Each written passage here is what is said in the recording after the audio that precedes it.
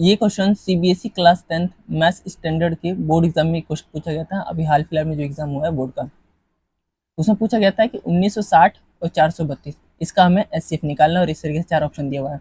तो एचसीएफ निकालने का शॉर्टकट तरीका क्या है, 1960 को आप इस तरीके से भाग करना स्टार्ट करो। जैसे 1960 को 2 से भाग करोगे तो ये आएगा 480, फिर 2 से भाग करोगे तो ये आएगा आपका 240, फिर 2 से भाग करोगे तो ये आएगा आपका 120, फिर 2 से भाग करोगे तो 60।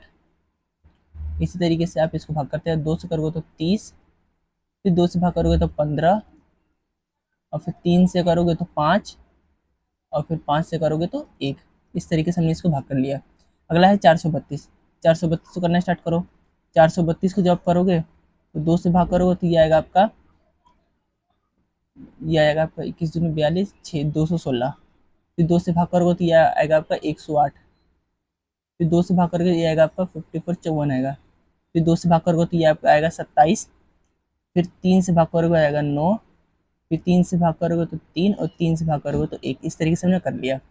एचसीएफ निकालने के लिए हम इसमें जो इनके बीच जो कॉमन होता है उसी चीज़ों को देखते हैं। देखो जैसे यहाँ पे देखोगे तो दो जो है 4 बार आया, 1 2 3 4। यहाँ पे कितने बार आया, 1 2 3 4। तो इन चारों को ले लो, ठीक है।